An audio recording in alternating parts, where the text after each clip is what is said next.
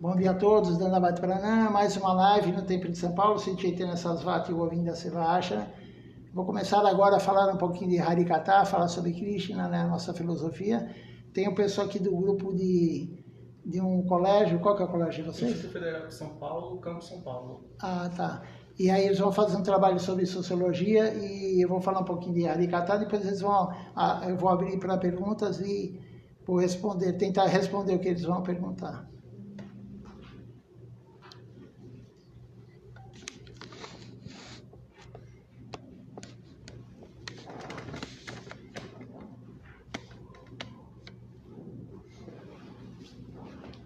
Eu vou falar de uma forma bem rápida, né, porque a filosofia é muito vasta, né, mas o hinduísmo, nós somos uma das vertentes do hinduísmo, né.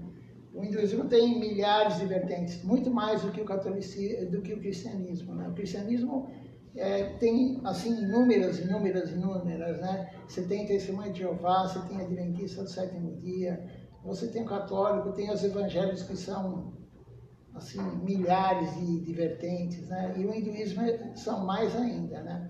Tudo na Índia é muito maior, né? Você vê a população deles é a maior do mundo hoje, né? Eles passaram a China, né? Então, mais de 1 bilhão e 400 milhões de pessoas.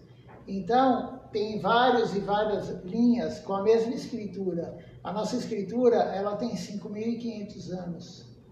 Mais ou menos, é a mais antiga escritura do mundo. Não tem nenhuma outra religião que tenha uma escritura mais antiga que essa, né? Chamada os Vedas, né? Os Vedas quer dizer a verdade, né? Então, tanto texto que em uma vida a pessoa não consegue ler tudo, de tanta coisa que tem, mas é tudo minuciosamente explicado, né? Por que a gente está aqui, por que nós estamos no corpo humano, por que nós sofremos aqui no mundo material, por que um sofre mais do que o outro, enfim, toda essa gama de perguntas, né, que todo mundo tem, né?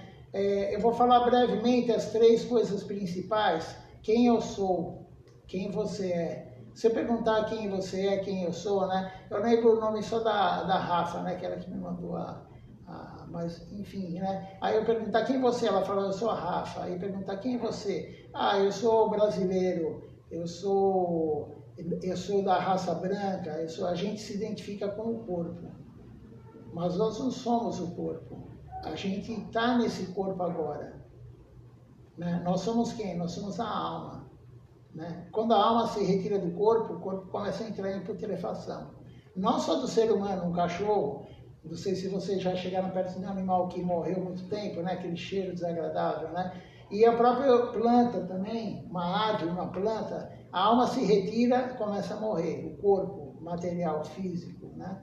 Então nós não somos o corpo, nós somos a alma, nós estamos nesse corpo agora. E a nossa filosofia é a primeira, né, como eu falei, que fala em reencarnação, né? Então a gente tem a reencarnação como a nossa fé, né? Nós temos fé na reencarnação. Então, nesse momento, nós estamos nesse corpo humano. Mas para chegar nesse corpo humano, a gente já foi todas as outras espécies que tem. De animal que voa, animal que terrestre, animal aquático, planta, tudo. Nós já fomos tudo. Nós já fomos assim. Nós, almas, já tivemos no corpo de tudo.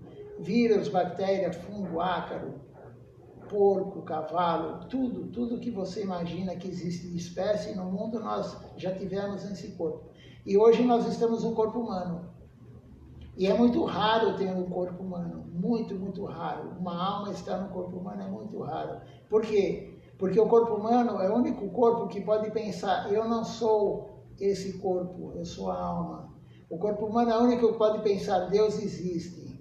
Não todos pensam, mas ele pode ter a consciência, Deus existe, tem algo superior a mim, né? Então a teoria da ciência, a ciência na verdade, o que é a ciência, né? A ciência são experimentos feitos com os aparelhos mundanos, o que a gente tem mundano, para você explicar as coisas. Vamos fazer um experimento, então você vai num laboratório e você faz a experiência. Mas a ciência não explica praticamente nada ainda. E a ciência está sempre mudando. Por que está sempre mudando? Porque eles descobriram algo daqui 10 anos, ou 100 anos, ou 1 ano, descobrem que não era aquilo, por outro experimento. E aí fala, não, mudou, agora é assim.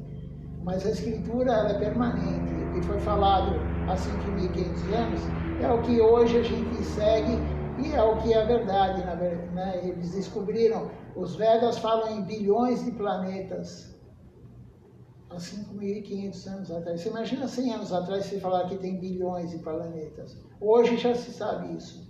Existem bilhões de galáxias. É praticamente indeterminado o número do que existe no mundo.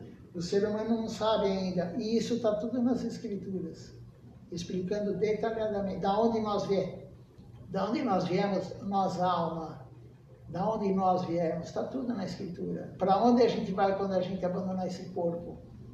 Está tudo na escritura. E os cientistas estão começando a descobrir agora. A terceira lei de Newton, né, você já deve ter estudado, né? Então, no segundo ano. A terceira lei de Newton. Toda ação tem sua reação com a mesma intensidade e no sentido oposto. Se eu bater no chão, a mesma força que eu apliquei aqui vem em direção à minha mão. É a terceira lei. Ele descobriu o que é ação e reação, que é a lei do karma. O que é o karma? Você faz o bem para alguém, você vai colher o bem nas próximas vidas. Se você fizer o mal para alguém, você vai colher o mal nas próximas vidas. Se deixar alguém triste, você vai ser triste nas próximas vidas. Se deixar alguém feliz, você vai ser feliz nas próximas vidas. Por isso que tem pessoas que têm mais tristeza e mais felicidade. É um intercâmbio, né? No mesmo dia a gente está feliz e está triste. Você está super feliz, de repente o teu celular, o iPhone que você ganha do teu pai, novinho, é roubado. Acabou a felicidade, naquele momento acabou. Então, uns mais são felizes e outros mais tristes, porque é a lei do karma. Alguns fizeram mais coisas que deixaram os outros tristes, outros fizeram coisas que deixaram os outros mais felizes. Então, você vai cumprir isso nas próximas vidas. E Newton descobriu isso. Isaac Newton, né? Mas isso aí não foi ele que criou, ele descobriu. E as escrituras falam tudo isso. As escrituras que nós seguimos não tem dogma. Por que isso? Por que uma criança pequena sofre quando ela nasce? O karma que eu tive em outra vida. É o karma. Mas o cristianismo não explica isso. Eu não sei o islamismo se explica isso, porque eu nunca estudei nada sobre o islamismo, né? Mas o cristianismo não explica. Ah, por quê? Porque Deus quer, não, mas... Então Deus não é justo. Como que uma criança pode nascer sofrendo? E o outro faz mal para todo mundo a vida inteira e aparentemente ele vive bem.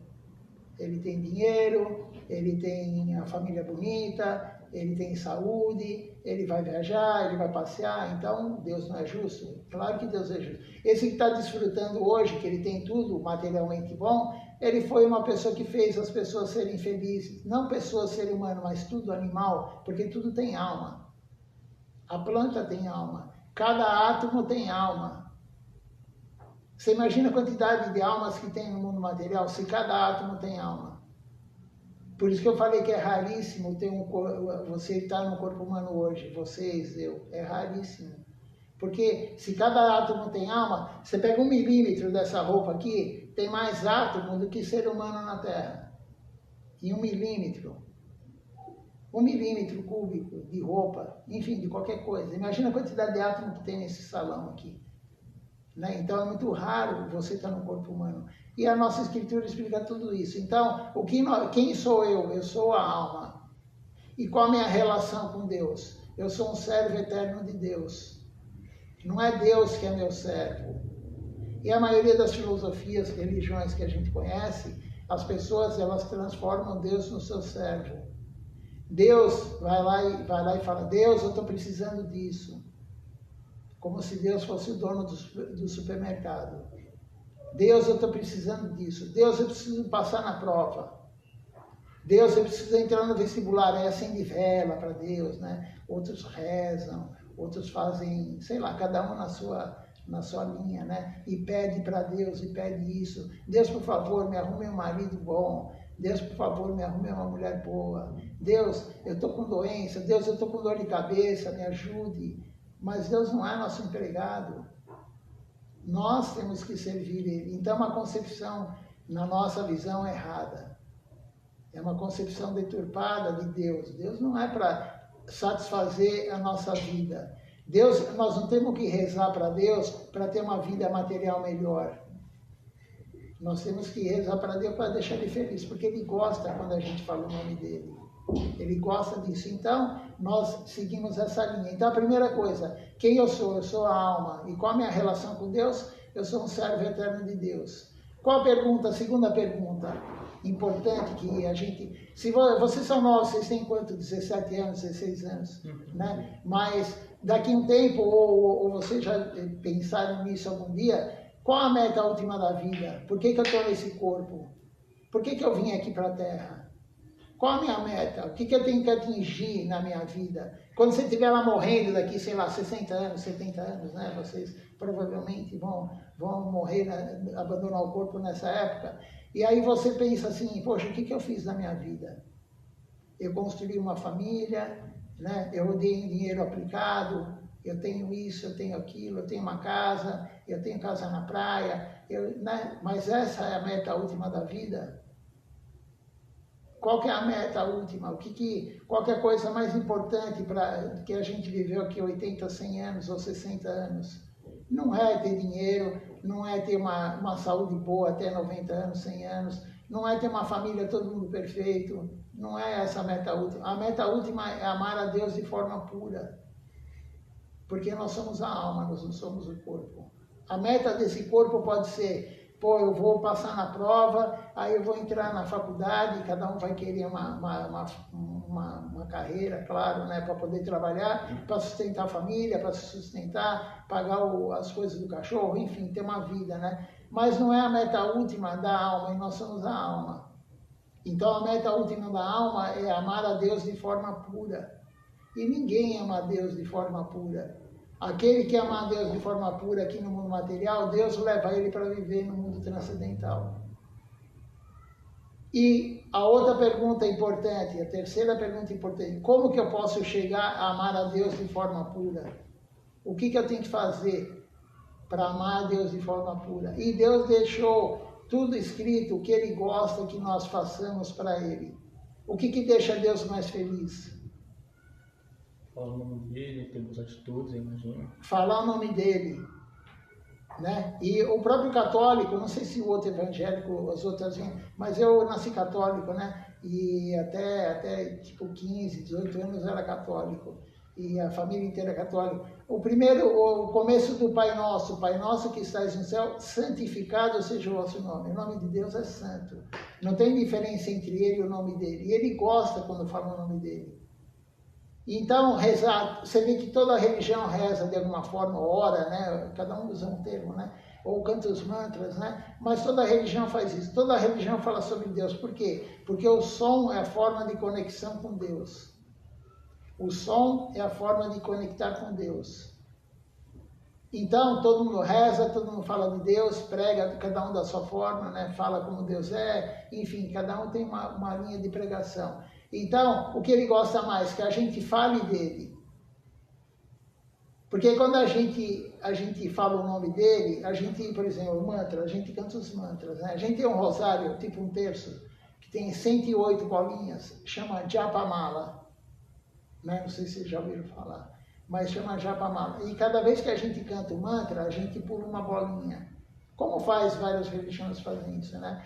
Então, mas a gente começa a cantar, e aí, daqui a pouco, você está pensando que você tem que pagar a conta de tal coisa, você tem que estar pensando que você tem que fazer comida, que o cachorro isso, enfim. Atualmente, ela vai para um monte de lugar. Então, quando você canta o mantra, a mente, ela dispersa.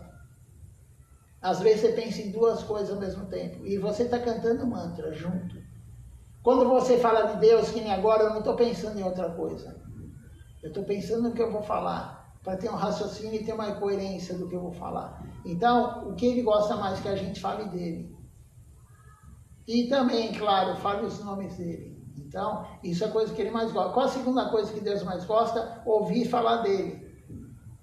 Então, o que vocês estão fazendo agora é o que ele mais gosta. Ele está feliz, com certeza, de vocês estarem aqui. E nada é por acaso. Eu não sei se vocês escolheram, foi sorteado, porque tem alguns trabalhos de escola que são sorteados para falar sobre hinduísmo, né? Alguns escolhem, né? Então não é por acaso que hoje vocês estão num templo hindu e vocês estão ouvindo falar de Krishna, né, que é o Krishna original, o nome original de Deus, né? Deus tem milhares, milhões de nomes, né? Então, não é nada por acaso. Vocês tiveram nas vidas anteriores algum relacionamento com essa linha para vocês estarem aqui hoje, vocês 4. O grupo de vocês, né? Se vocês foram escolhidos ou escolheram lá hinduísmo, né? Aí você fala, foi sorteio, mas já estava marcado que vocês iam pegar esse papelzinho e viriam para cá. Nada acontece por acaso. Tudo está planejado. Está tudo planejado. O livre-arbítrio nosso é pequeno. Está marcado já com quem vocês vão casar, se vocês vão casar. Né? A gente fala, eu vou escolher minha mulher. Aí as meninas falam, eu vou escolher meu marido. Não vai escolher, a gente não escolhe nada. A gente é direcionado. Então você vai encontrar a pessoa em tal lugar que você vai começar a gostar da pessoa, mas já está tudo direcionado. Em relação ao nosso karma, voltando no karma. Né? Então, tem pessoas que casam com outras e sofrem pra caramba no casamento. Por quê? Porque ela tem que passar por isso. E outras têm uma vida conjugal muito boa. Por quê? Porque ela tem um karma bom para passar por isso. E o filho, até o cachorro. Você pega um cachorro, você compra um cachorro, né? E aí o cachorro late o dia inteiro, ele morde o dono, né? É o karma da pessoa. E aí o outro tem um cachorro que é aquele amorzinho, aquela, né? E não é questão de raça, porque você fala uma raça boazinha. Eu sou médico veterinário, né? Então, você pega uma raça boazinha, Shih Tzu, né? É um doce, mas tem Shih Tzu que morde também. Mas não é que ele morde por acaso, ele foi na casa de alguém que tem que ser mordido. Né? Não sei se vocês estão compreendendo a lei do karma, né? Então, o Deus gosta principalmente disso, que fale dele e fale o nome dele. E a segunda coisa, que ouça falar dele. E tem outras coisas que ele gosta também. A gente oferece comida no altar. Deus não precisa comer. Deus não precisa tomar água que eu ofereço aqui todo dia da Sabesp. Você acha que Deus precisa tomar água da Sabesp? Tanta água no mundo pura, ele vai tomar água da Sabesp. E a Sabesp é uma das melhores águas do mundo, né? Então, assim, de encanamento e tal, né? Então, mas ele não precisa disso. E o que Deus quer? É o fato da gente oferecer para ele. Outro dia eu estava ouvindo a aula de um monge, né, do Equador, Puri Maharaj, e ele estava dando um exemplo. Ele falou, quando o pai, por exemplo, a criança chega para o pai, vocês não são mais criança, mas, enfim, vocês estão no meio termo, né? Então você chega para o pai e fala, pai, me dá dinheiro para comprar um picolé, um sorvete, um picolé, né? Aí o pai vai lá e dá o dinheiro. Aí você chega com o picolé e fala, pai, comprei. Aí o pai fala, chupa, filho. Fala, não, pai, primeiro você. O pai vai ficar muito feliz, mas não porque ele vai chupar o picolé. Porque ele pode comprar quantos ele quiser. Ele vai ficar feliz porque o filho pensou nele antes. E é isso que Deus quer de nós. Que a gente pense nele antes. Então a gente oferece tudo que a gente come, o ideal é oferecer para Deus antes. E depois você recebe a comida que ele já provou e a gente tem fé que ele prova. Que ele vai comer a comida, né? Aparentemente, olhando assim, você não vê que sumiu a comida, mas ele provou a comida, né? E aí, quando você pega isso daí, você come essa comida, você ganha fortuna espiritual. Vai acumulando, a nossa fortuna espiritual vai acumulando. Você vem no templo, você participa do programa, da cerimônia, você escuta, fala de Deus, vai acumulando a fortuna espiritual. E vai acumulando. E a fortuna espiritual não é perdida. O que a gente ganhar de fortuna espiritual nessa vida e nas anteriores não é perdido. Então, quando a gente morrer, se você faz Hatha Yoga, né, os asanas, a yoga do asana, né, a nossa yoga é Bhakti Yoga, é a devoção a Deus. Bhakti quer dizer devoção. Então, quando você faz o asana, você ficou doente, você morreu, acabou. Você não vai levar para a próxima vida aquele movimento que você fazia, aquele alongamento. Você faz musculação, aqui em frente tem uma academia, né? Então, você faz musculação, você fica com o corpo legal, a menina, o rapaz, enfim, né? Quando você fica doente, você morrer, acabou. Você não vai nascer fortão. Você não vai nascer com o corpo legal se você tem um corpo... Mas a Bhakti Yoga, a devoção a Deus, a fortuna espiritual, você leva para as próximas vidas. E é eterno, porque a alma é eterna. Então, você vê o benefício que você tem de você praticar essa linha da devoção a Deus. E Krishna, né, a suprema personalidade de Deus, ele fala no Bhagavad Gita. O Bhagavad Gita é uma das escrituras mais conhecidas do mundo, né? Então, ele fala no Bhagavad Gita. Deus fala... que ele é a suprema personalidade de Deus. Nada é perdido quando é feito para ele. Vida após vida você vai ter essa fortuna. Você nunca vai perder isso. E a alma é eterna. Então a gente vai ganhando fortuna espiritual. Aí na próxima vida, se você é uma pessoa que frequenta o templo, você faz a prática em casa, porque a prática é diária, não é uma vez por semana no templo. É todo dia, todo dia. Tem que cantar o mantra todo dia, tem que cantar os nomes de Deus todo dia, todo dia. O principal mantra que a gente canta é o mantra Hare Krishna. Por isso que a gente é chamado de Hare Krishna, né? Você fala, aquele que usa aquele cabelo engraçado, que tem um rabinho, né? Raspa a cabeça. Às vezes usa a laranja, a cor açafrão laranja, porque são os monges, né? Ele é Hare Krishna, porque o principal mantra que a gente canta são 3 palavras. Tem aí no panfletinho que eu dei para vocês, né? No verso do panfleto, tem lá Hare Krishna, Krishna Krishna, Hare Hare, Hare Rama, Rama Rama, Hare Hare. São 3 palavras. Hare, Krishna e Rama. São 3 nomes de Deus. Dos infinitos nomes que ele tem, são 3 nomes. E esse é o mantra principal. Hoje em dia está na moda, né? Aí você tem pessoas que você vai falar, hoje é o mantra do dia, eu vou dar um mantra para você. Não, esse é o principal, é o Maha Mantra. O que quer dizer Maha? Maha quer dizer grande. E mantra, o que quer dizer mantra? Mantra quer dizer mente. E Tra quer dizer libertar. Então é o grande mantra que liberta a mente. É o Maha Mantra Hare Krishna. Né? Então, tudo que a gente faz na nossa filosofia, a gente acredita nisso, tem a fé nisso, que a gente vai acumulando. E na próxima vida, né, você já nasce numa condição espiritual de onde você parou. A tua quantidade de fé, ela não é perdida. Então tem pessoas que já nascem na família de um devoto.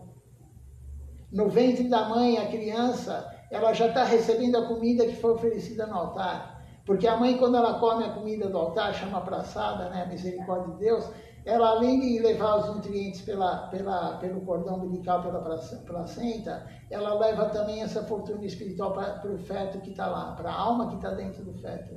Então, desde que antes de nascer, a criança já está recebendo fortuna espiritual. E toda vez que a mãe canta o nome de Deus em voz alta, a criança está recebendo essa fortuna espiritual. Toda vez que a mãe escuta falar de Deus, a criança está recebendo, antes de nascer. E isso daí vai progredindo, como eu falei, progredindo, até a pessoa chegar, porque a quantidade de vidas, só Deus que vai determinar para a gente, antes da gente se conectar com Ele e viver com Ele, né? Mas você vai ganhando posições espirituais, até chegar um dia que você vai se entregar totalmente a Ele, que é o caso deles. Eles não querem nada material. Eles não querem fazer uma faculdade. Muitos fizeram faculdade. O segundo guru e o último guru, eles eram advogados. Né? Então tiveram essa vida, depois eles largaram tudo. Eles tinham fama, eles tinham dinheiro com a profissão deles, mas Deus chamou eles, largaram tudo e foram servir somente Deus, sem ganhar um real, uma rúpia, né? Na Índia, a rúpia é o dinheiro lá, sem ganhar uma rúpia em troca. Servir Deus incondicionalmente. E aí, nesse estágio, você atinge o amor puro por Deus. Aquele que serve Deus sem querer nada em trocas. E essa é a religião mais elevada que existe. Você fazer algo sem querer nada em troca. Fazer para Deus algo sem querer nada em troca. Sem uma barganha, sem uma troca. Deus, eu vou rezar, mas aí tem uma lista antes ou depois da reza, né? Tem aquela lista, eu quero isso, eu quero aquilo, me dê isso, me dê aquilo, me dê aquilo. Isso é uma forma de conexão com Deus? É também, mas é infantil. É como uma criança que só fica pedindo as coisas para o pai. Pai, me dá isso, pai, me dá aquilo. Aí quando você começa a ficar maduro, você já começa a querer ser independente. Você vai correr atrás, você não vai pedir para o teu pai. Né? Então, a relação com Deus, a mais profunda que tem, é servir Ele sem querer nada em troca. Deixar Ele feliz sem querer nada em troca dele.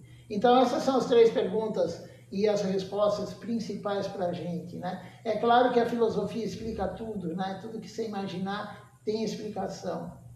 Não tem um dogma. Por quê? Porque Deus quer. Não, tem uma explicação. Tudo tem uma explicação.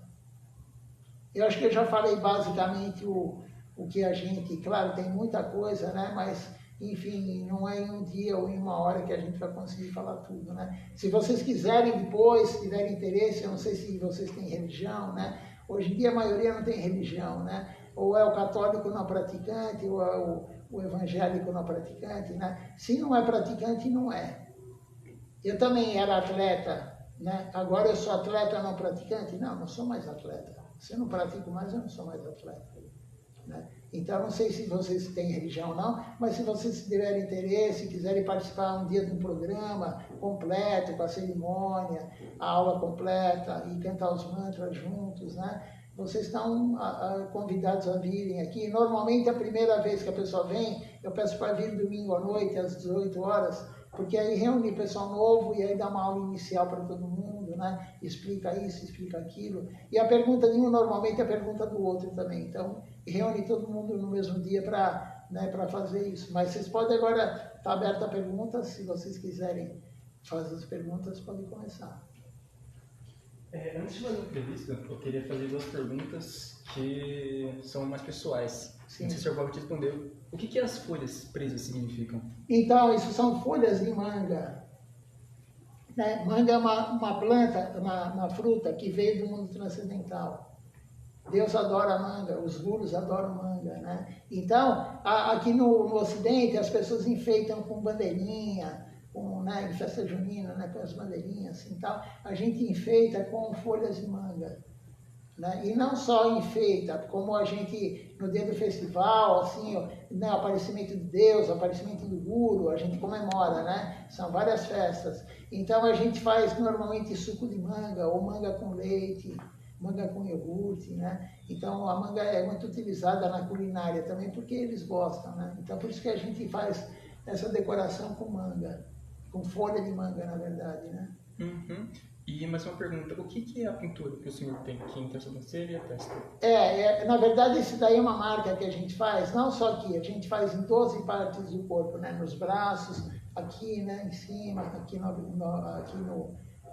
entre... Na verdade, essa posição, essa parte aqui chama seio, né? O pessoal pensa que seio é a mama, né? Da mulher ou do homem, não. Essa aqui é a parte que é o seio, chama seio, né?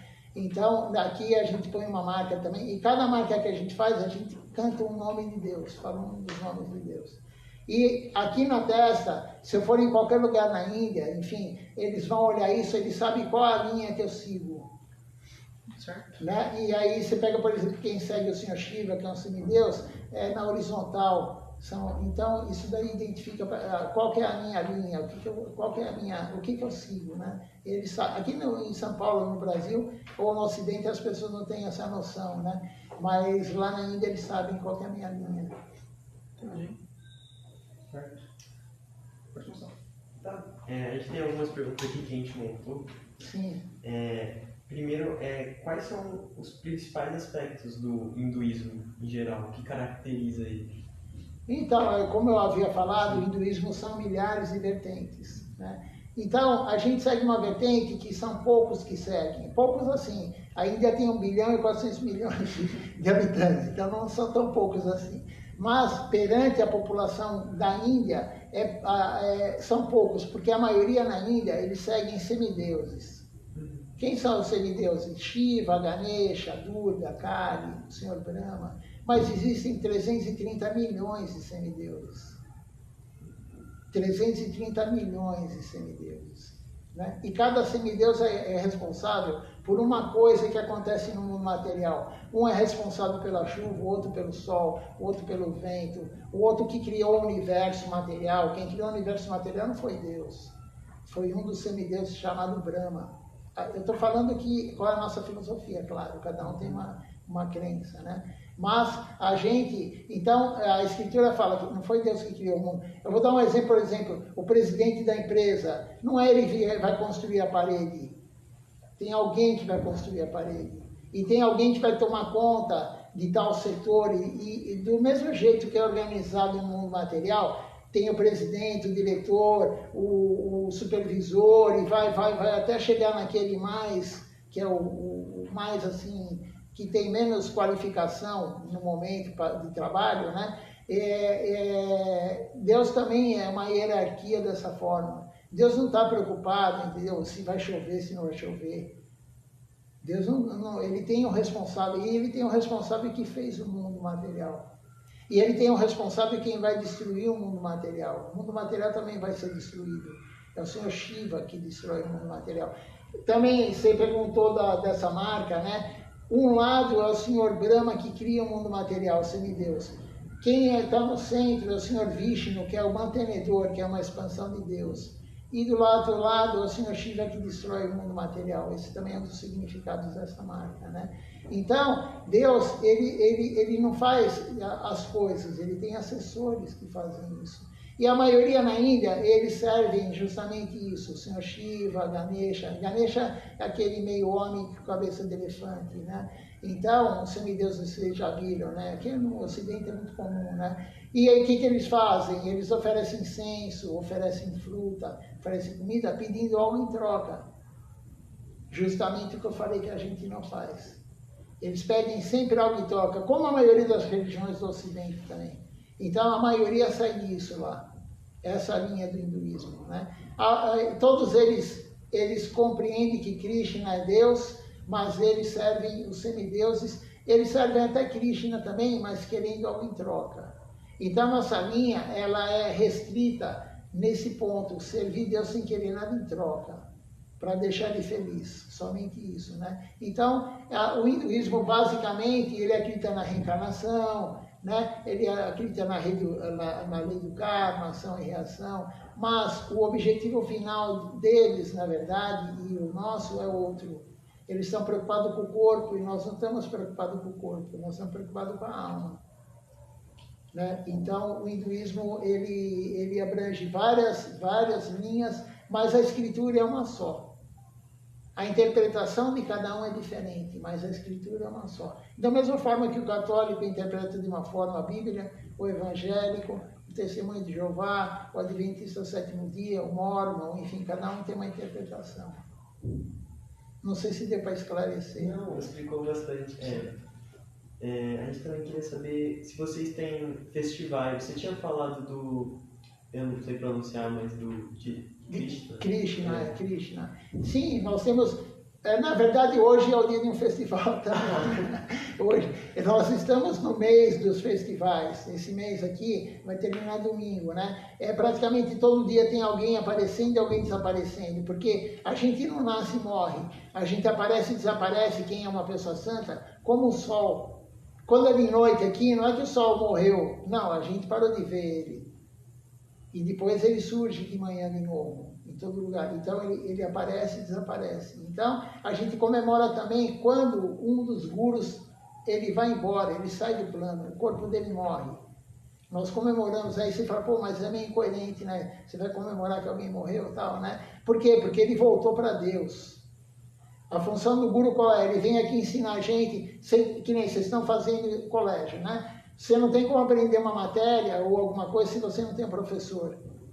Então tem que ser um professor qualificado. Então ele vem do mundo transcendental, né? O guru, ele vem, Deus fala, vai lá ajudar eles. E ele vem durante 60, 80, 100 anos, ele fica aqui, ele ensina a gente como se conectar com Deus. Depois ele volta para Deus.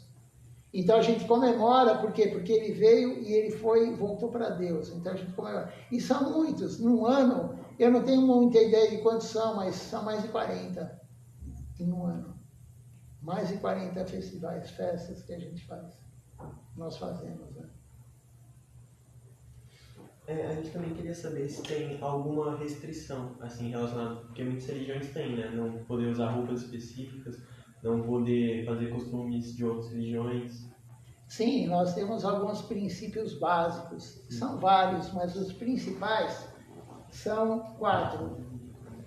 Né? Os principais são 4. E o quinto que está englobado em todos eles. Né? O primeiro é a não matança de animais. Deus não gosta, na nossa linha, que matem animais. Então nós não comemos carne, porque Deus não gosta. Deus não aceita no altar. Tudo que a gente vai comer, a gente tem que oferecer para Deus. E Ele não aceita carne, Ele é contra a matança de animais. O animal tem uma consciência muito elevada, muito mais que uma planta, muito mais que um átomo. A alma que está no animal, ela tem uma consciência muito mais elevada. Né? Você vê, tem animais que choram. O boi chora. Né? O animal, o cachorro também, ele tem amor. Né? Então, esse é o princípio, um dos principais que a gente segue, não matança de animais. E ovos também, porque o ovo tem matança de animais envolvido. Não que hoje o ovo, ele tenha um ser lá dentro, quando você compra o ovo. Porque em granja a galinha nunca viu o galo. Não tem vida lá. Mas tem o quê? Tem a matança de animais porque é separado a fêmea do macho. Existe a galinha poedeira e a galinha de corte. Agora vou entrar na veterinária, né? Então, aí a galinha poedeira, ela só põe ovo. Geneticamente, ela foi preparada, melhoramento genético, para botar um ovo grande, ovo. E a galinha de corte, ela geneticamente foi melhorada para quê? Para ter bastante peito e coxa, que é o que a maioria gosta de comer. Então, o que você vai fazer com o macho de uma linhagem que bota ovo, se o macho não bota ovo? Mata ele. E de que forma? Aí, quando nasce, ele nem comeu, ele nem tomou água, nada. Ele nasceu, né, e claro, tudo em chocadeira, né? E aí é feita a sexagem para ver o sexo dele, do filhotinho, né, de frango. Aí o macho, ele é jogado do lado e a fêmea é colocada lá para ir começar a comer, para crescer logo e começar a botar ovo. E aí o macho é jogado lá, depois vem uma máquina, um trator assim, esmaga todos eles e vai fazer ração de cachorro, ração de animal. Quando você vê lá frango na tua ração, se vocês têm animal lá no nível de garantia, né? Tá escrito frango, tem lá bico, enfim, tem tudo. É o pintinho que foi esmagado. Então tem morte por trás. Então a gente não come nenhum tipo de carne e peixe também é carne. Porque tem umas religiões que falam, sexta-feira santa não pode comer carne, aí todo mundo vai comer peixe. O peixe é o quê? Um vegetal? O peixe é carne. Então, não matança de animais, nem ovos, tal, enfim, está incluído, né? A segunda, não intoxicação, não uso de drogas, lícita ou ilícita. Porque o que é lícito aqui no Brasil é ilícito em outro país, assim por diante.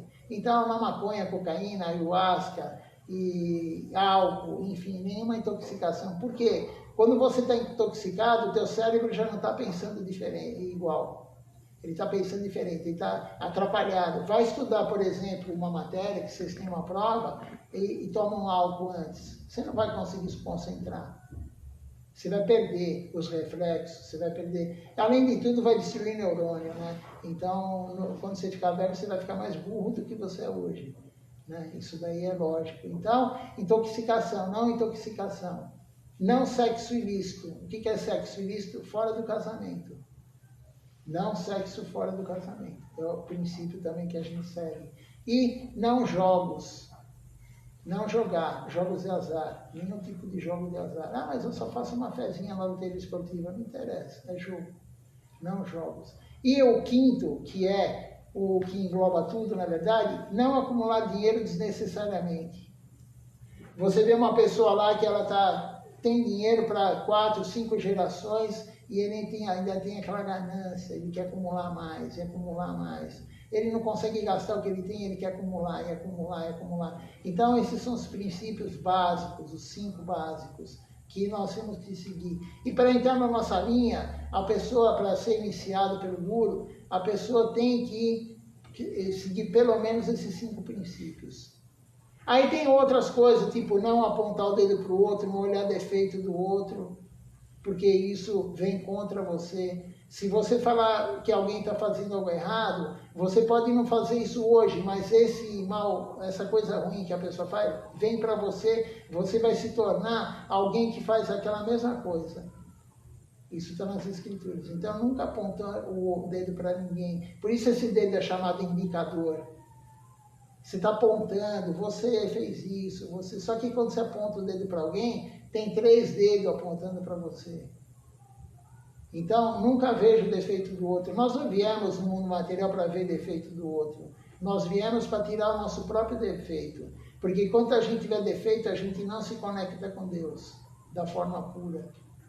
Então, esses são os básicos, né? Não fazer fofoca, né? Não ficar preso em notícias mundanas, né? E hoje em dia está todo mundo preso em política, aí fica aquele negócio, não está em raiva às vezes o pai tem raiva do filho, a mulher do marido, porque está brigando por causa de um político.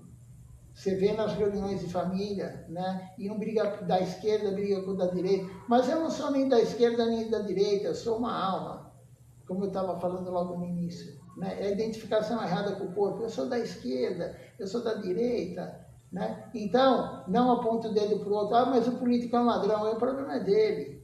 Se ele é ladrão, ele vai cumprir o karma dele de estar roubando. Não se preocupe, nós não somos... O ser humano, ele não está em nenhum dos três poderes. Nem no legislativo, não é ele que faz as leis, é Deus que faz a lei.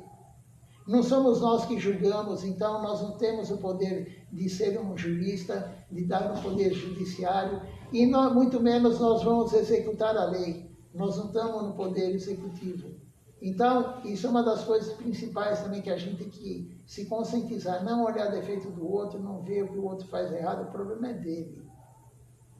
Né? Basicamente são isso. Agora, quanto a frequentar outros lugares, né? Nós não temos nada contra, mas você vai perturbar tua mente. Então, por exemplo, você escolheu aqui como lugar para você seguir a vida devocional, você começa a escutar outra pessoa falar de outra linha, se você não está firme nessa concepção, isso vai perturbar a tua mente. Então, para o novato não é aconselhável ir em vários locais, né? E o Guru fala, se você quer encontrar água no terreno, você compra o terreno. Você quer encontrar água, fazer um poço. Você vai fazer um furo de 40 metros ou 40 furos de 1 metro para encontrar água. Você tem que ir num lugar só e fazer um negócio profundo, se aprofundar naquilo.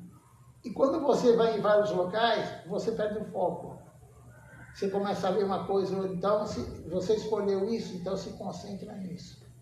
Né? Nós não temos nada contra ele. Não tem nenhum problema ser em uma missa católica ou em qualquer outro lugar. Mas você tem que estar preparado para não desviar o teu foco, porque se você é novato, você ainda está cheio de dúvida, cheio de insegurança, né?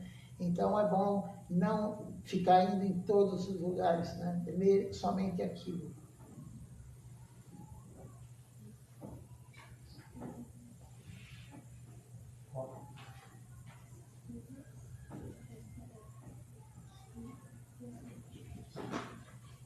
Certo? Mais uma é o que o hinduísmo e... Pera, nossa, aqui já foi. Tá, só assim. O que o senhor já falou, mas caso o senhor queira se aprofundar mais, que é mais específico, quais seriam os principais textos sagrados do hinduísmo? O senhor já falou que vocês têm um texto sagrado específico. Sim. E como eles são usados durante a ritualística que acontece aqui. Sim. Então, vou entrar mais em detalhes agora, né? Então, os Vedas, como eu falei, são 4 Vedas, né? E são, assim, escrituras de milhares de páginas. São 4, né? 4 Vedas. Aí tem o 5º Veda, que é chamado Mahabharata. A Índia, o nome da Índia antigamente era Bharata, né? E Bharata não era só Índia hoje estipulado, Paquistão era Índia, toda aquela região era Índia.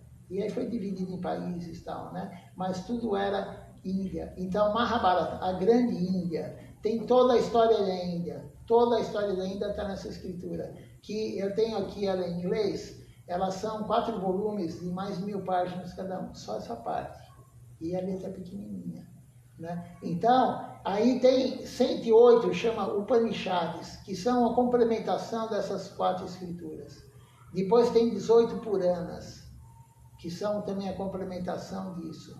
Aí tem um que chama Vedanta Darshana, que é também um resumo. E depois tem o Śrīmad Bhagavatam, que são 18.000 versos, que é a conclusão de tudo isso que eu falei, todo esse monte de escritura, que em uma vida você não consegue ler. A conclusão dela é o Śrīmad Bhagavatam, 18.000 versos. Eu tenho a coleção aí, né? São 19 volumes de 1.500 páginas cada um. Isso é a conclusão de tudo, né? Mas a gente não segue tudo isso aqui, porque existem 4 eras, né? E assim como tem primavera, verão, outono e inverno, agora vai entrar primavera, né? E depois vem primavera, verão, outono e inverno, depois vem primavera, verão, outono e inverno. Existem eras, 4 eras, né? Os nomes das eras são... o nome é tudo meio complicado para a gente aqui do Ocidente, né? Mas é Satyuga, Treta Yuga, Dwapara Yuga e Kali Yuga. Nós estamos em Kali Yuga. Para ter uma ideia, Kali Yuga, ela dura 432 mil anos. É tudo muito grande assim, entendeu? 432 mil anos. E a era que dura menos. A era anterior dura o dobro, a anterior dura 3 vezes mais e a primeira dura 4 vezes mais do que 432 mil anos. Nós estamos no começo de Kali Yuga, 5 mil anos. Então, por que a escritura, por que tem somente 5.500 anos a escritura, mais ou menos? Porque o que está escrito lá é uma religião atemporal. Ela não é, por exemplo, que nem o cristianismo que veio depois de Jesus Cristo. O budismo veio depois do Senhor Buda. O islamismo veio depois de Maomé. É atemporal, sempre existiu, só que não estava escrito. A palavra, ela passava de um para o outro. Só que o ser humano, nas eras anteriores, ele tinha a memória plena. Imagina hoje que maravilha, né? Você tem a memória plena, o professor fala lá e você chega na prova, você põe palavra por palavra do que ele escreveu, do que ele falou. Memória plena, e o ser humano tinha essa capacidade nas eras anteriores. Aí o ser humano vai perdendo a memória, vai vivendo menos, vai degradando, e nós estamos na era da degradação, da briga, Kali Yuga. Então, quando o Krishna viu que ia chegar essa era, ele veio na forma de um avatar dele e escreveu toda a escritura, os Vedas, os Upanishads, tudo isso que eu falei agora há pouco, há 5.500 anos. Só que nós não estamos nas eras anteriores, nós estamos em Kali Yuga. E essas escrituras, elas falam que você tem que fazer para todas as eras.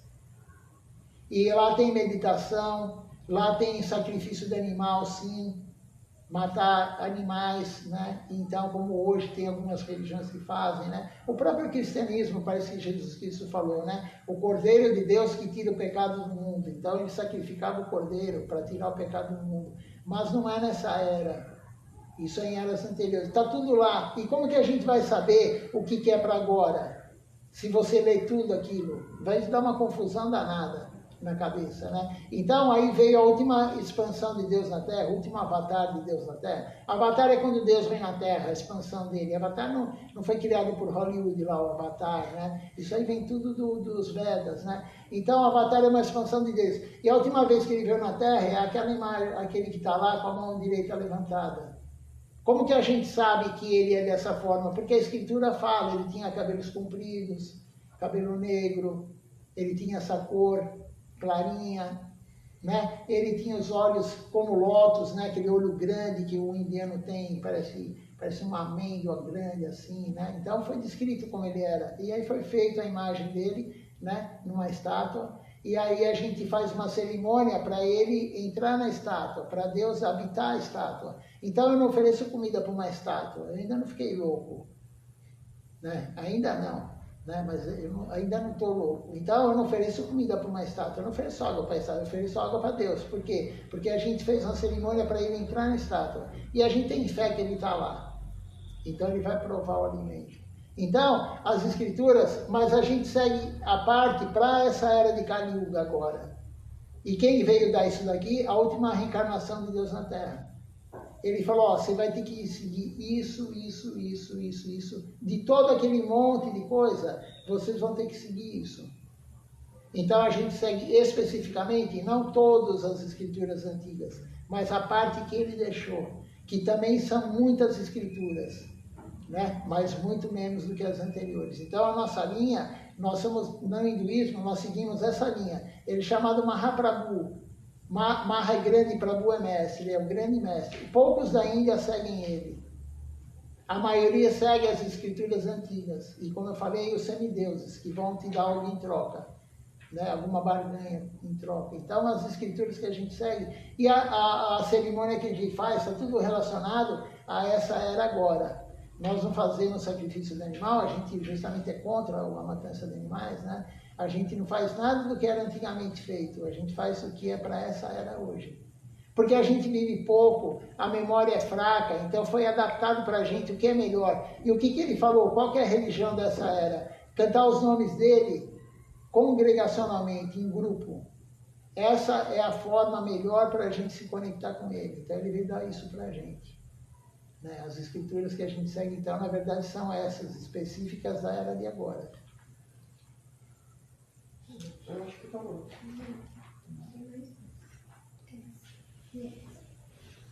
Ok. Acho que novamente é uma pergunta que o senhor disse, como o senhor Krishna, o senhor Brahma, mas as principais entidades, semideuses, Deus só tem um, mas semideuses, principais semideuses, que tem tanto nessa vertente do hinduísmo quanto nas outras. Quais são os principais deuses? Sim, aqui... Nas outras vertentes você diz de outras religiões? Não, que você falou que o hinduísmo tem várias vertentes. Sim, do hinduísmo, né? Então, o senhor já falou sobre Deus, mas acho que é realmente mais uma pergunta que para se aprofundar nessa parte. Sim. Quais são os principais? Krishna é o original. Krishna nunca não existiu. Krishna sempre existiu. Krishna não nasceu, ele sempre existiu. Antes do mundo ser criado, o mundo material. O mundo material é criado, aí dura trilhões e trilhões, não se preocupa não, porque não vai acabar agora. Né? Dura trilhões e trilhões e trilhões e trilhões de anos, o mundo material, depois ele é eliminado.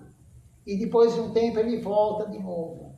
Aí o Senhor Brahma vem e constrói todo o mundo material de novo. Mas Deus sempre existiu. E por que nós somos eternos, né? A alma é eterna, ou espírito, né? Alguns falam espírito, alma, a mesma coisa, né? Por que nós somos eternos? Quem somos nós? Qual é a nossa relação com Deus? Nós somos uma partícula da energia que envolve Deus. Nós temos a aura, né? O cientista descobriu lá, né? Através daquele método Killian e tal, né? Então a gente tem energia que envolve a gente, tem pessoas que conseguem ver a aura, né? Tem aparelhos que medem a aura da pessoa. Deus também tem energia que envolve ele. Então nós somos uma partícula dessa energia. Qual o tamanho da alma? Até isso a escritura fala. Qual o tamanho da alma? A alma, você pega, por exemplo, um fio de cabelo, né? O fio de cabelo é fininho, né? Você pega o fio de cabelo, por exemplo, como se fosse meu dedo, e você corta como se fosse um pão de forma. Aí vai dar o quê? Vai dar uma moedinha, você concorda? Se você cortar na transversal aqui, vai dar uma moedinha, né? Então você imagina uma moedinha que é o diâmetro do fio do cabelo, você divide em 10.000 partes. Uma parte dessa é o tamanho da alma. E é uma parte da energia de Deus. Todos nós, almas, somos uma partícula, uma centelha divina. Né? Então, tem o plano transcendental onde Deus vive, tem o plano material onde nós vivemos, e tem essa cinturão de energia que é de onde nós viemos. E nós queremos voltar para esse plano, onde Deus, nós queremos ir para onde Deus vive. Nós não queremos voltar para ser novamente uma alma fundida em Deus, na energia dele. Porque lá não tem individualidade, lá não tem consciência, lá não tem livre-arbítrio. Tem linhas no hinduísmo que querem voltar para lá de novo, mas lá não tem individualidade. Você não sofre, mas você não é feliz. O mundo material é o mundo do sofrimento, a escritura fala, é o plano negativo. Né? Esse mundo onde nós estávamos, que é a energia de Deus, é o plano neutro. Você nem é feliz, nem é triste. E tem um plano onde Deus vive, que só existe felicidade. Não tem como você ser feliz o tempo todo aqui no mundo material com a consciência que nós temos aqui hoje. Só se você se tornar um devoto puro. Aí você está vivendo aqui no mundo material, mas com a consciência daquele plano. Aí você não está preocupado se vai ter terremoto, se alguém vai ter um botão. Hoje em dia não tem mais isso, mas eu vivi na Guerra Fria, né, naquela época. Né? A Rússia, a União Soviética, os Estados Unidos vão apertar um botão, vai destruir o mundo. A pessoa não está preocupada com nada. Por quê? Porque ele já está em outro plano. A consciência dele está em outro plano. Né? Então, esse daí... Qual que foi a pergunta mesmo que você falou? Quais seriam as entidades? As entidades. Então, Krishna, ele é a suprema personalidade de Deus, ele é original. Aí tem bilhões e bilhões de expansões dele. Tem o senhor Rama, tem o Nishinradeva, tem Vamanadeva, enfim, várias e várias. Deus já veio na forma de um anão, ele já veio na forma de um peixe, ele já veio na forma de uma tartaruga, ele já veio na forma de um cavalo, ele já veio em várias e várias formas. Né? Se você colocar, às vezes, você joga hinduísmo, vai aparecer o senhor Nishinradeva, que é metade leão, metade homem, né? Mas o que nós seguimos é Krishna. E Mahaprabhu, que é o próprio Krishna, que veio aqui agora em Kali Yuga, né? E tem os semideuses, como eu falei, os semideuses, eles são servos de Deus. Então Deus falou, você vai cuidar de tal coisa no mundo material, você vai cuidar de tal coisa. Então eles são servos de Deus. Né? Eles servem Deus, eles não são deuses, eles são semideuses, né? Mas o hinduísmo, a maioria lá, eles acreditam que eles têm que os semideuses têm a mesma posição que Deus. Nunca ninguém vai ser Deus. Deus é único.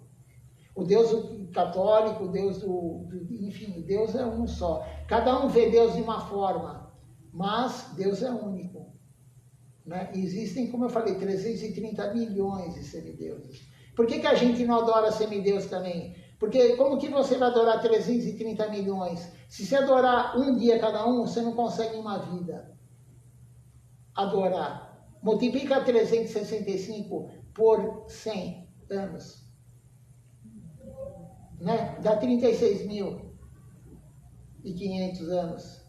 Você imagina você adorar 330 milhões de semideus. E quando você serve Deus, Krishna, é como a analogia que eles fazem, uma planta. Aqui tem a planta. Se eu quero nutrir a planta, deixar a planta feliz, eu vou regar folha? Não, eu vou regar a raiz. Porque a raiz vai distribuir tudo para as folhas, para os frutos. Então, Deus é a raiz da árvore. E os semideuses são a folha, o tronco, o galho. Entendeu? Então, a gente serve quem? Deus, diretamente Deus. Né? Mas existem milhões, como eu falei, 330 milhões. É claro que ninguém sabe o nome de todos, né? Mas tem alguns que são os mais adorados na Índia, né? O senhor Brahma, que criou o universo material, Shiva é muito adorado na Índia, né? Aqui no Brasil também, Ganesha, Kali, Durga, enfim, tem alguns que são os mais, Sarasvati, que é a semideusa do conhecimento. Então, na Índia, por exemplo, você vai querer passar numa prova, você quer passar num concurso público, eles vão acender vela, fazer adoração para Sarasvati, que é a semideusa do conhecimento. Né? Então, cada um, eu quero ter saúde, então tem o semideus lá da saúde. Então, eles fazem especificamente isso para cada um. Né? Não é nossa linha. Nós não temos essa ambição. Né? E a gente compreende, quer dizer, a gente escuta, né? Mas ainda é difícil compreender realmente, né? Mas tipo assim, eu estou doente, eu vou rezar para Deus passar lá. Não. Se eu estou doente é porque o meu karma está doente. E se foi Deus que deu para mim isso, porque não tem uma folha de grama que se move se Deus não quiser. Tudo está no controle de Deus. Tudo está no controle dele. Nós não controlamos. A gente não controla nem o que a gente vai comer, nem o que a gente fala. Como é que a gente quer controlar as coisas? Tudo está no controle dele. Então, por que você vai pedir para ele tirar algo que ele te deu? Se Deus deu a doença para você, por que você vai pedir para ele para tirar essa doença? Como na Covid, né, que eu falei, agora acho que não estão mais cancelando. Mas, na época, por que veio a Covid? Porque a população humana, porque só pegou ser humano, não pegou animal. A população, o vírus, a cepa era só... Porque tem o coronavírus de cachorro também, né? Mas não pegou os animais. Essa cepa de coronavírus, ela veio para quê? Para o ser humano cumprir o karma dele. Alguns morreram, outros foram entubados, outros tiveram uma simples gripe um pouquinho mais forte, outros não sentiram nada. Mas todo mundo teve contato com o vírus. Se vocês não tiveram sintoma, vocês tiveram contato com o vírus, claro. O vírus, você não consegue ver no microscópio óptico, que aumenta. O microscópio óptico, ele aumenta 1000 vezes. Tem a objetiva de 100, mais a ocular de 10, 1000 vezes. Né? O vírus se só vê no microscópio eletrônico, que tem poucos no Brasil. De tão pequeno, como que uma máscara vai segurar um vírus? ela diminui a quantidade de contaminação, mas que vai segurar, não segura, não tem como. Né? Então todo mundo teve contato. E por que um morreu, o outro ficou com sequela? Tem um monte de gente com sequela. Porque é o karma de cada um. Morreu quem tinha que morrer, ficou doente quem tinha que ficar doente. E por que você vai pedir para Deus tirar isso?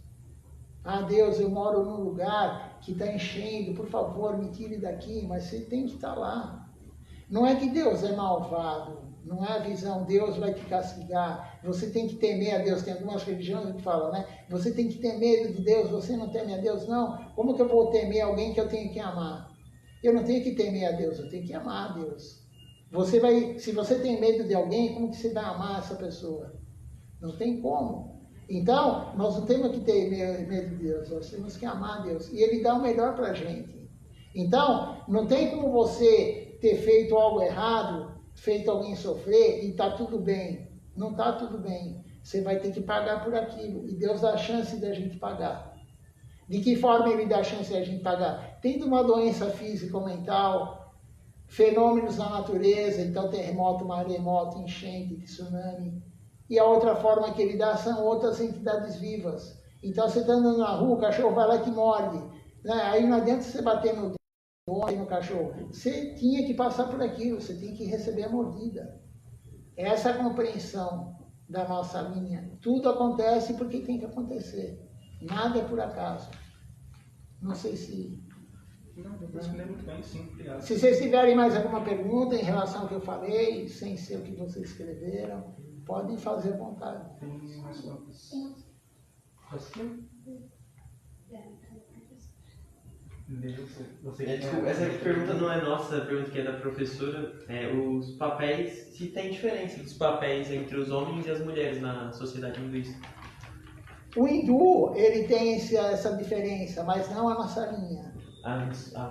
Não a nossa linha. O hindu, ele tem essa diferença. Então, eles são, na verdade, eles têm um certo... como que eu posso falar? Um certo machismo, né? O hindu, ele tem um certo machismo, entendeu? Mas não só em relação à mulher, mas aí uma compreensão errada, porque nós não somos mulher ou homem.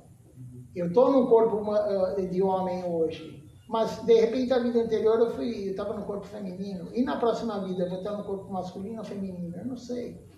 Depende do que eu fizer nessa vida, eu vou ter um próximo corpo na próxima vida. Então, mas o hindu tem a concepção diferente. Mas aí que está, a última avatar de Krishna na Terra, a última expansão dele, ele falou, tem que acabar com isso. Eu nunca poderia ir para o altar fazer uma cerimônia, porque o meu pai não era brahmane. Existem 4 tipos de classes, né? O Varna Dharma na Índia, né? Que são as castas, né? Então tem o Shudra, que é o trabalhador braçal, que serve todo mundo. Tem o Vaishya, que é o comerciante. Tem o Kshatriya, que é o governante, é o guerreiro, é o do exército, enfim, o policial. E tem o Brahmane, que é o sacerdote. Eu nunca poderia ter ido para o altar, eu nunca poderia estar dando uma aula sobre essa filosofia, porque o meu pai não era Brahmane, e o meu avô não era Brahmane, e o meu bisavô não era Brahmane. Mas Deus, Mahaprabhu, a última vez que ele veio para cá, ele falou, não tem isso, todo mundo tem o direito. A mulher tem o direito, sim, de vir no templo, né? Isso daí todas têm ainda, toda a linha. Mas a mulher não tinha o direito de ir para o altar, fazer uma cerimônia.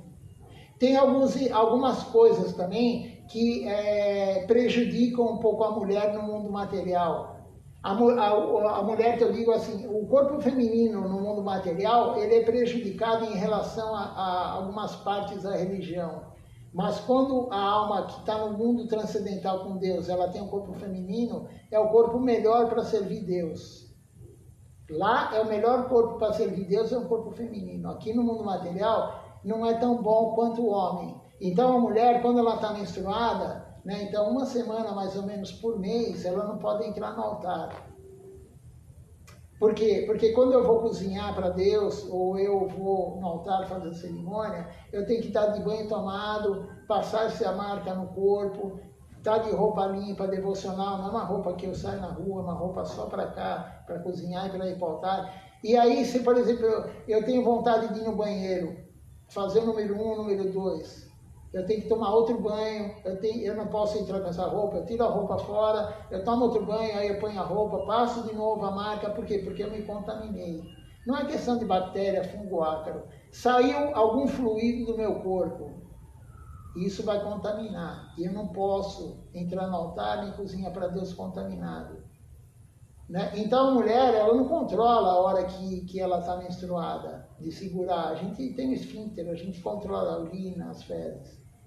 Né? Mas a mulher não consegue. Então, imagina ela está cozinhando, está no altar lá e ela pega, mas eu tomo absorvente. Não importa, você vai contaminar. Então a mulher, uma vez por semana, mais ou menos, ela não pode, uma vez por mês, né? Uma semana por mês, ela não pode. Então tem esse inconveniente. E outros inconvenientes também, entendeu? Então, mas a mulher hoje, ela vai para o altar, sim. Só que nesse período ela não vai. Aí tem outro, aí tem que ter um step, tem que ter alguém para substituir. Se é só um homem, pode ficar ele 30 anos, todo dia. Então, mas a mulher pode sim, a mulher pode receber a segunda iniciação para ir para o altar, a mulher pode chegar a ter amor puro por Deus nessa vida. Algumas religiões falam que não, o ser humano que está no corpo feminino, ele não pode se conectar com Deus de forma pura. Pode sim, não tem essa diferença. Mas tem algumas coisas que são menos favoráveis, mas todo mundo tem o direito e todo mundo pode. Né? Então, nós não somos nem racistas, só o indiano pode. Não, e eles são assim. Eles são assim. Eu lembro que quando eu fiz faculdade, e aí tem alguns livros que eu comprava, né? Livro de medicina veterinária é caro, né? E aí na época eu comprava alguma coisa assim, tipo em sebo mesmo. E tinha um rapaz que ele vendia especificamente pra gente lá, ele ia lá com os livros, né? E não é um livro que você vai ler 200 mil vezes, é um livro que você lê uma ou duas vezes, então está sempre novo, né? E aí, depois, quando eu entrei no hinduísmo, há 18 anos atrás, eu peguei e falei com ele, falei, o Eronildes, né, o indiano, o Eronildes, eu falei, você tem o livro tal, tal, tal? É um livro, né, hindu, né, dessa linha nova aqui de Mahaprabhu, né? E aí ele falou, não, como que você sabe o nome desse livro? Ele falou, já falou meio assim, áspero. Eu falei, não, porque eu estou frequentando, tal, você não pode ler esse livro. Você não nasceu na Índia, você não pode, você nasceu aqui no Ocidente, você não tem direito de ler esse livro. É a concepção dele, entendeu? Eles são assim, entendeu? Eles são, né, eles olham a gente assim meio que eu sou inferior a ele, né? Então, e Mahaprabhu veio e falou, não tem nada disso, todo mundo tem direito. Então a mulher não tem nada de inferior ao homem. Não é, porque a mulher não é a mulher, ela é a alma, né? Então não tem nenhum problema em ser mulher. E a mulher ainda tem a chance, porque a mulher ela é mais fácil de servir. O homem normalmente, né, hoje ainda está mudando um pouco, mas normalmente tem um almoço, por exemplo, no domingo, na casa de vocês, está lá a família, o vô, o pai, os tios, todo mundo lá, 30 pessoas, né? Aí acabou todo mundo de almoçar, normalmente os homens vão ver o jogo de futebol, os homens vão ficar conversando, aí as mulheres já começam a juntar o prato e a lavar a louça, as mulheres que estão cozinhando, normalmente, né? Tem exceções e tal. Então a mulher ela tem isso de servir. E o foco para se conectar com Deus é servir Deus. Então a mulher ela tem isso também de criar a criança, ela já está servindo a criança desde o útero. Ela está nutrindo a criança. Aí a criança nasce, ela está amamentando o filho. Ela tem isso de amor incondicional com o filho. Não é tão incondicional, né? Mas o amor mais incondicional que tem no mundo material é da mãe pelo filho. A mãe, quando ela está amamentando o filho às vezes machuca ela, né? Mamando. Né? E a criança está lá com fome, ela machuca. E ela está lá sorrindo. Ela não está pensando, poxa, quando eu ficar velha, eu estou amamentando ele aqui meio ano, sei lá quanto tempo, ele vai pagar meu plano de saúde, ele vai cuidar de mim. Ela não está pensando nisso, ela tá fazendo aquilo por amor. Então a mulher tem essa vantagem em relação a servir, ela é mais fácil de servir, ela já tem isso nela, no karma dela, ela está no corpo humano feminino, porque ela tem o karma para ser mulher no corpo humano. Então ela tem essa vantagem também. Você ia fazer alguma pergunta? Eu ia perguntar dos colares das flores, eles têm algum significado? Sim, a gente chama de guirlanda, né? Guirlanda. Então a gente faz, não só oferece flor no pé e tal, mas a gente faz colares e coloca no guru, coloca em Deus, né? É uma forma também de você ornamentar eles, né? E além de tudo, de agradar a visão, é tudo para agradar eles, né? Além de agradar a visão, tem o aroma da flor. O ideal é colocar uma flor que tem um aroma perfumado, né? Para quê? Para agradar eles, né? Agradar os sentidos dele. A nossa função é agradar a Deus. E ele deixou como a gente pode agradar ele, né? Então a cerimônia, eu acendo incenso, começo com incenso. Vocês agora acho que não estão sentindo mais porque acostumaram com o aroma, né? Mas quando vocês entraram, acho que deu para sentir um cheiro de incenso, né? Então, mas o primeiro foi Deus. Então, quando eu faço a cerimônia, eu ofereço em círculos assim. Primeiro é Deus, aí vai a sequência, depois vem os guros, aí eu ofereço para quem está aqui. Eu viro, né? Porque eu estou lá de frente para Deus. Aí eu ofereço. Então, o remanescente de Deus vem para a gente, para vocês. Né? Aí depois eu dou banho em Deus mentalmente, eu dou banho, depois eu enxugo ele, depois eu ofereço a flor, depois eu ofereço fogo, tudo para agradar os sentidos dele. Ele não precisa de nada disso, como eu falei, mas é o ato. Quando eu levanto de manhã, eu tomo banho, né? Mas eu não tomo banho para tirar a célula morta do corpo, nem para tirar o odor. Eu tomo banho porque eu vou pôr uma roupa limpa, vou colocar essas marcas no corpo e aí eu vou acordar Deus. Tem um mantra que eu falo, Deus acorda, enfim, né? Porque eu ponho ele para dormir, eu ponho ele para acordar. E aí depois, eu não estou tomando banho para mim, eu estou tomando banho para cozinhar para ele. Então, na verdade, a tua vida começa a ser direcionada para Deus. Quando você vai cozinhar, você não vai cozinhar para você. Estou com fome, eu vou cozinhar. Não, primeiro é Deus. Aí eu ofereço para ele, depois eu pego o remanescente dele. Né? Então é assim que a gente, é um dos rituais que a gente faz, é esse. Essa parte de oferecer a comida, eu não entendi, vocês colocam no altar? Sim. Antes? Tem o pratinho, as cumbuquinhas separadas, porque o que eu ponho na boca, eu sou contaminado, eu sou caído. Sim. Então eu não vou colocar o mesmo. Mas quando a pessoa está na casa dela, assim, né? Então tudo é mais assim, mais liberal. Uhum. Vamos supor assim, mais, né, mais light. Aqui no templo é mais rígido, né? Então você tem que tomar banho e tal. Aí a pessoa, por exemplo, ela se inicia. Aí ela fala, pô, eu vou ter que tomar banho, passar essa marca no corpo e pôr a roupa, estou atrasado para ir trabalhar, então não vou oferecer. Não, oferece. Né? Aqui é outro esquema. Mas tem pessoas que mesmo na casa dela, elas têm o hábito, quando eu não ficava aqui no templo, eu já fazia isso na minha casa. Eu já tomava banho, eu já punha roupa, já passava a marca no corpo, entendeu? Aí eu fazia. Então, na verdade, tem todo esse ritual. Tem todo esse ritual, né, pra gente. E a comida oferecida, então, aí eu cozinho, né, aí eu ponho os temperos, tal, cozinho, ofereço, tem os mantras para oferecer aqui no templo, tudo, né? E o mantra para lavar a mão de Deus, porque Deus come com a mão, né? É que nem os hindus, eles não comem com garfo e faca e tal, né? Eles comem com a mão mesmo, né? Eles pegam, não sei se vocês já viram em filme, né?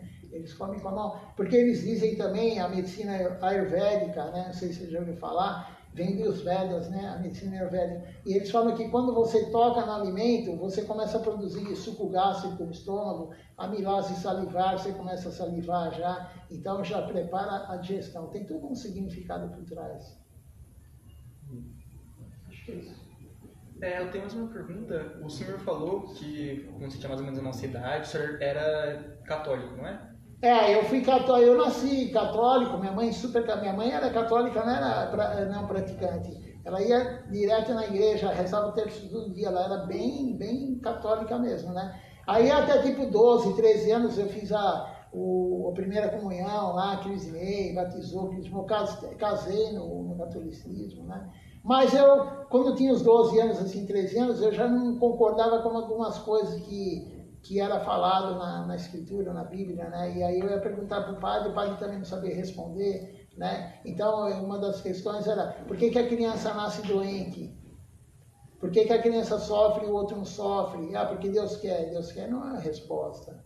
Então, tinha coisas que não completava a minha dúvida. Né? Aí eu larguei, não queria mais, falei para minha mãe, não quero ir mais, 12, 13 anos, eu falei, não vou mais. Né? Aí eu não tinha mais religião, fiquei, né? Eu era atleta, então era o corpo, entendeu? Né? Hoje eu tenho a visão que eu sou alma, mas na época era só o corpo. E aí eu era atleta, aí eu fiz educação física, a primeira graduação, me formei em educação física, né? E aí eu tive academia de ginástica, então nada a ver com religião, enfim, era o corpo. né? Era o corpo, desfrute, né, dos sentidos e tal. E aí eu recebi depois, uma época, um livro de Allan Kardec, que tinha a mãe de um amigo meu, e aí ela falou, lê Allan Kardec, ela era kardecista, né? Eu falei, o que ele fala é mais o que eu acredito, né? Mas aí eu não cheguei a frequentar, assim, fui uma ou outra vez, mas também tinha perguntas que não tinha resposta. Porque Allan Kardec tem 200 anos, mais ou menos, que foi criado, né? Ele nem era religioso, né? Ele era um cientista que fez a pesquisa lá se tinha algo além da morte, né? E aí eu fiquei afastado, né? Depois de um tempo, aí eu encontrei um amigo meu, ele era budista. Aí ele me levou no budismo, aí eu frequentei 7 anos, eu fui 7 anos budista, né? E aí eu frequentei o budismo e tal, mas também tinha umas coisas lá que não tinha resposta e tinha comércio no meio. Então, no meio do budismo, tinha aquilo lá, vamos oferecer isso pedindo saúde, vamos oferecer isso pedindo trocar o carro. No fim do ano eles falavam, né? Quem quer trocar o carro, vai lá e faz o pedido para Buda, para trocar o carro. E eu não concordava com isso, eu achava isso aí, nem o Sutra de Buda ele falou isso, né? Então, e aí eu não concordava, mas eu ainda estava no budismo, né? Porque era o que eu achava que era o mais elevado, mas eu estava em busca de algo a mais. E aí que eu conheci essa linha, né? E nada é por acaso, a gente é direcionado. A Escritura fala, a gente tem um guru interno, um mestre interno. E depende do que você quer de Deus, ele vai te levar para um caminho. Se você quer Deus para conseguir dinheiro, você vai num lugar que eles vão te prometer isso. Não que você vai conseguir, mas eles vão te prometer isso. Então ninguém é enganado. Aí tem pessoas que são revoltadas e falam, aquele lá, ele está enganando, ele é milionário, ele pega 10% de todo mundo, ele está enganando. Ele só está enganando porque a pessoa quer ser enganada. A pessoa quer fazer uma barganha com Deus em troca de dinheiro, disso, daquilo, e aí ele é enganado pelo outro. Aí aquele outro que quer Deus de forma pura, Deus vai levar ele para conhecer aquele lugar que vai falar, não, você não tem que pedir nada de Deus, você tem que servir Deus sem querer nada em troca. Então a gente tem um guru interno que vai direcionar a gente. Depende da sinceridade de cada um. Você quer Deus para quê? Para você ter uma vida material melhor? Você quer Deus agora para entrar na USP, por exemplo, na carreira que vocês querem fazer? Né? Então, tem lugares que você vai frequentar, a igreja, a sinagoga, o templo, que vai te oferecer isso. Não que você vai conseguir. Porque se você for entrar na USP, está no teu cargo entrar na USP. Não entrar na USP especificamente, mas está no teu cargo. Tudo está direcionado, como eu falei. E esse seu primeiro contato com o hinduísmo, como é que foi esse contato? Você sofreu algum tipo de preconceito quando você entrou nessa religião? Preconceito em relação a quem? A família? Seja família, seja amigos muito religiosos. Sim, como é que foi tudo isso? Sim, ainda hoje. Na rua, que nem eu não saio assim na rua, eu uso branco, mas uso uma calça e uma camiseta branca, né? Não ando assim na rua. Mas aí eu ando na rua e eu ando com, claro, raspa a cabeça, né? E tem uma vez por mês a gente raspa a cabeça, né? E aí, que nem agora vai ser domingo, né? Tem um dia certo e tal. Aí eu raspo a cabeça, aí eu uso esse rabinho, né? Chama Sica, eu uso essa marca, eu não vou tirar a marca para ir para a rua, né? Eu não estou nem aí, o que penso de mim se dá risada, assim, tem gente que dá risada, tem gente, enfim, problema de cada um. E é uma forma de eu pregar, porque às vezes eu vou na rua, né? Em qualquer lugar que seja, na academia, eu treino aqui na academia, né? Na Smart aqui, né? E aí eu vou lá e a pessoa pega e ela fala, que religião você é? Aí é uma forma de eu começar... Falou, vai lá no templo, aqui em frente, é só atravessar a rua, entendeu? É uma forma de pregar. Eu uso esse colarzinho que a gente usa também, então, né? E é uma forma de pregar. Mas tem preconceito sim, principalmente de algumas linhas cristãs. Eu não vou entrar em nomes, mas, em detalhes, mas... E aí é até engraçado, né? Eu entro no vagão de metrô, por exemplo, né? Aqui o metrô mais próximo é o Belém, né?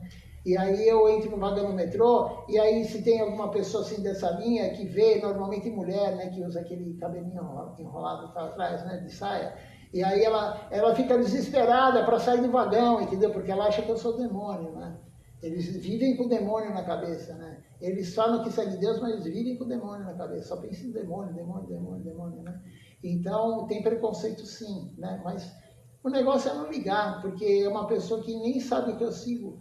Uma vez eu estava no hospital, internado, e aí eu tive uma infecção, eu estava no isolamento porque eu não sabia qual era a bactéria que eu tinha, né?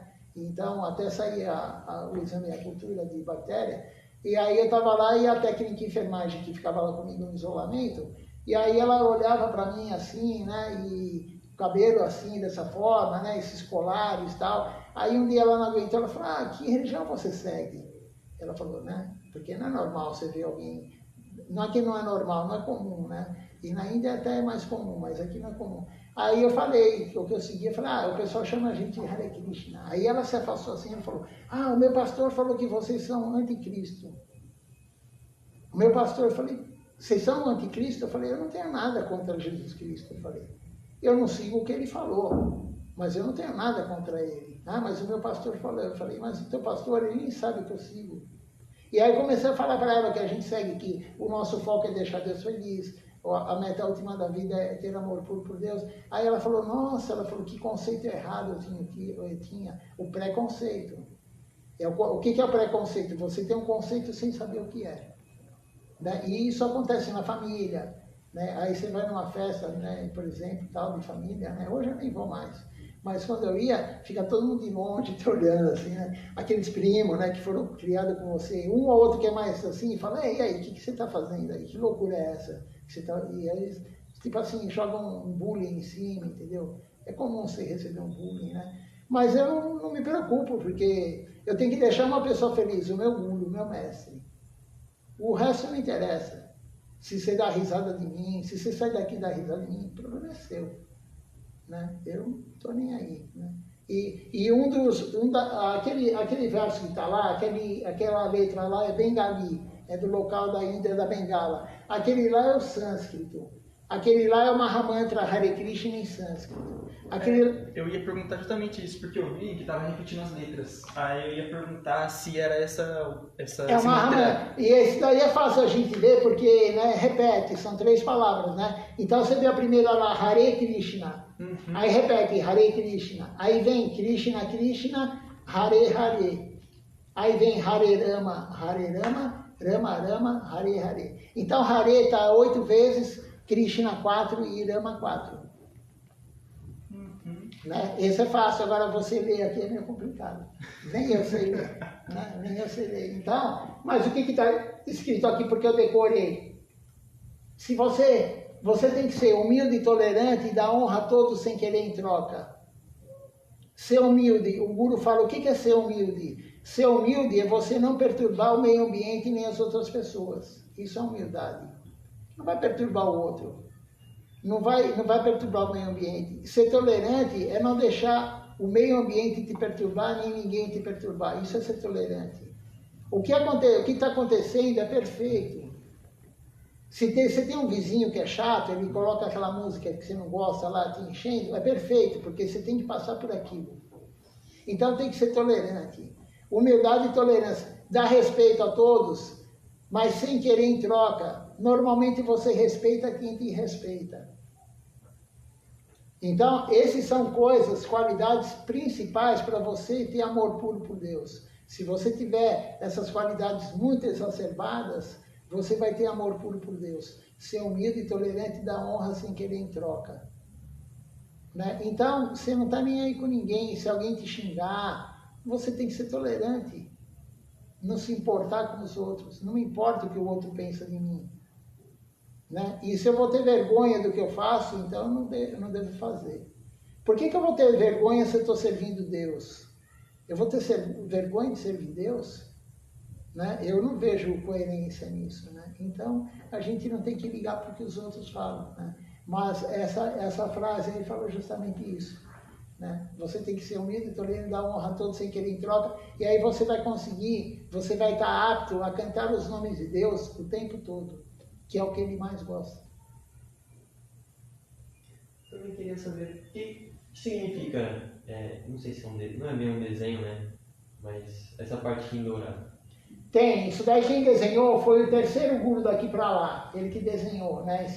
E isso aí é feito na Índia, em concreto, né? Mas aqui a gente não tem ninguém que é capaz de fazer isso em concreto. Aí eu mandei fazer em madeira, quem faz isso também... Pode só tirar foto? Claro. Não é um artesão que fez, é a Halter, né? Uma máquina que ela esculpe, você joga lá, você vetoriza, vocês devem saber o que é isso, né?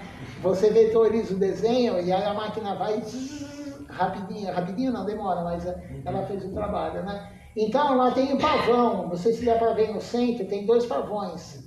Tem o bico do pavão, aqueles redondinhos assim, meio redondinhos, são as penas dele, né?